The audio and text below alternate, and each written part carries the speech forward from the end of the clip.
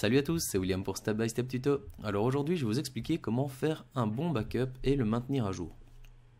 Donc j'ai remarqué que pas mal de gens pour sauvegarder leurs données faisaient simplement copier-coller de leurs fichiers, de leur dossier sur une clé USB ou sur un autre disque.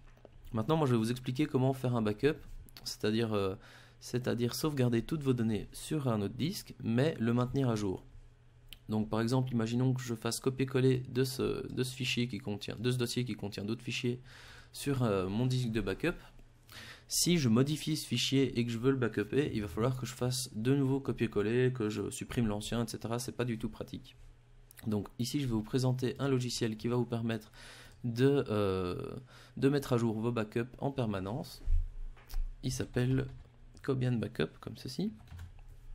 Donc ici vous pouvez aller le télécharger sur Clubic par exemple. Voilà, on est à la version 11.2, etc. Donc ici je vais l'installer avec vous parce qu'il y a quelques petites choses à paramétrer pendant l'installation. Donc si vous l'utilisez déjà, que vous voulez voir le backup simplement, avancez un petit peu dans la vidéo. Alors ici je lance l'installation. On choisit la langue. Hop, français. Suivant, on accepte les conditions, on crée un icône, ok. Et alors ici, on va devoir choisir entre deux types d'installation. Donc en fait, on a soit installé comme un service, soit comme une application. Donc un service, comme je l'ai déjà dit dans une autre de mes vidéos, c'est un programme qui tourne en fond, donc on ne le voit pas à l'écran, mais il tourne bien, alors qu'un logiciel, on le voit à l'écran comme cette fenêtre. Donc ça va nous permettre d'utiliser nos backups de façon différente. Donc si vous l'installez comme un service, donc comme c'est mis de base, il va se démarrer automatiquement avec Windows et donc il va tourner toujours avec l'ordinateur. Donc l'avantage c'est que ça va vous permettre de planifier vos backups en permanence. Donc vous travaillez sur votre ordinateur et vous voulez que tous les midis il y ait votre backup qui s'effectue sans que vous le voyez, ça va le faire. Le seul inconvénient, c'est que ça va nécessiter des ressources. Donc évidemment, il y a un service qui va tourner en permanence et donc ça va prendre des ressources sur l'ordinateur. Donc moi, je vais faire de l'autre façon, donc en application. Ça va nous limiter dans ce genre de choses. Donc on va pouvoir planifier évidemment nos backups, mais on va pas pouvoir le laisser tourner en permanence et qu'il fasse ses backups en permanence. Donc moi j'utilise ça pour une raison, parce que j'ai déjà pas envie que ça prenne trop de ressources sur mon ordinateur et que moi je fais mon backup, je fais pas de backup tous les jours, j'en fais toutes les semaines et donc ça me prend 2 minutes d'aller appuyer sur le bouton démarrer du backup et je préfère faire comme ceci. Donc ici je choisis cette option, on fait suivant et installer.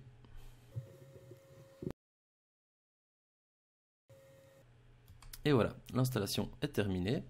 Donc ici le logiciel se met toujours en petit en dessous, donc c'est cette petite icône-ci. Et donc on arrive sur cette interface. Donc pour ce tutoriel, moi j'ai créé un dossier test qui se trouve sur mon bureau où j'ai mis des fichiers en tout genre. Et donc je vais vous montrer comment faire votre backup. Donc pour ça on va devoir créer une tâche. Donc ici on a un bouton créer une tâche. On va la nommer, je vais la nommer test. Et ici, il y a quelque chose d'important, c'est surtout cette fenêtre-ci qui va être importante. Donc tout d'abord, quand vous faites un backup, il faut savoir qu'il y a 4 types de sauvegarde importantes. Je ferai une autre vidéo plus explicative, donc pas un tutoriel, vraiment une explication de comment se passent ces différentes sauvegardes, parce que c'est vraiment pas évident à expliquer comme ça et à comprendre sans schéma, c'est pas très évident, pourtant c'est pas très compliqué. Donc c'est surtout en fait les incrémentiels et différentiels qui sont plus complexes à expliquer. Maintenant, bon, concrètement, ça va à chaque fois que vous lancez votre backup, comme si vous faisiez copier-coller en fait, hein. Donc ça va reprendre tous les fichiers, même s'ils ont déjà été sauvegardés, il va tout resauvegarder. Factice, je sais pas vraiment à quoi ça sert.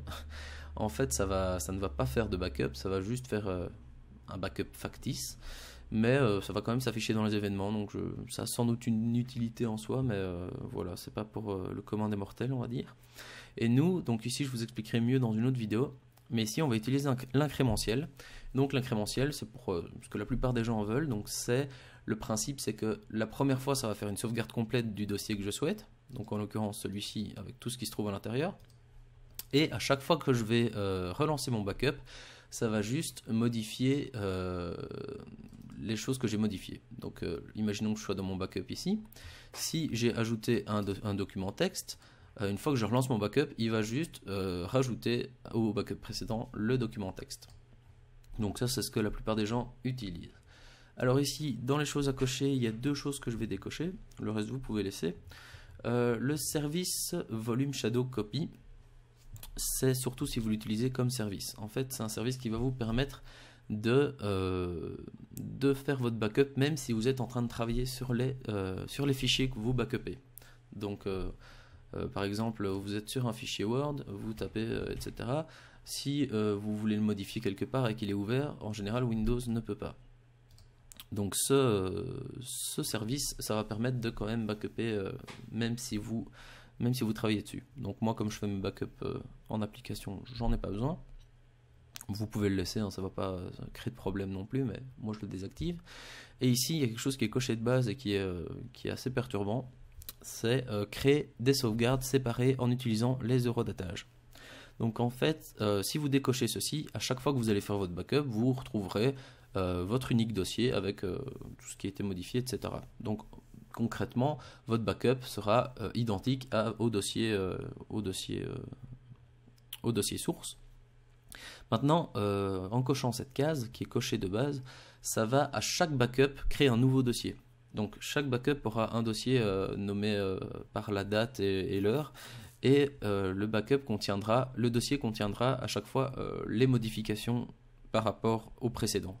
Donc ça peut être intéressant si vous voulez voir l'évolution de votre backup, mais par exemple si vous faites 10 backups, vous allez avoir 10 dossiers, avec à chaque fois une partie du backup dans chaque dossier. Donc bon, je comprends pas pourquoi c'est coché de base, parce que c'est pas très pratique.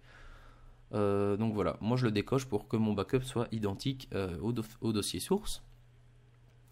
Ensuite, on va dans Fichier, donc ça c'est le plus gros, hein. Regardez bien cette partie-ci, c'est le plus important.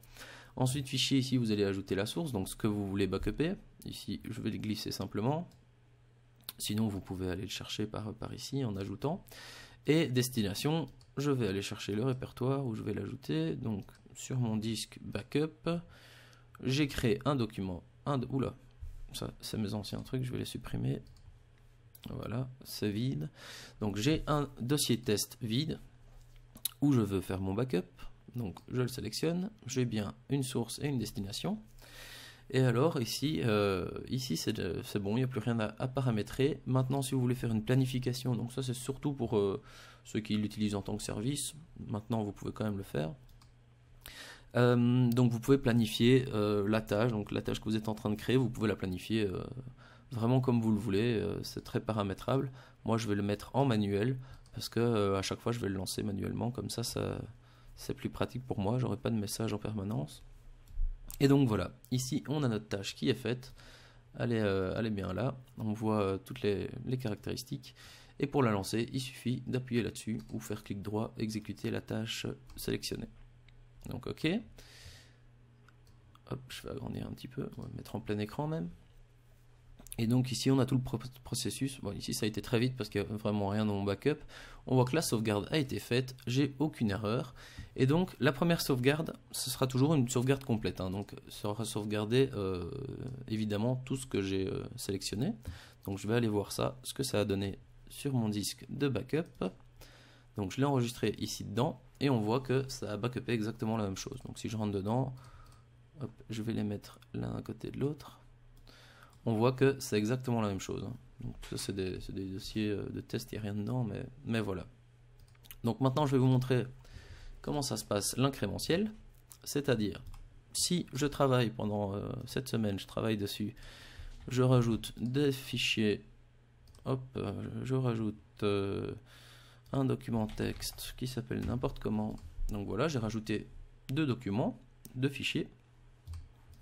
Et que je relance simplement la tâche, donc je retourne dans mon backup, dans mon Cobian backup, je retourne sur ma tâche et je la relance.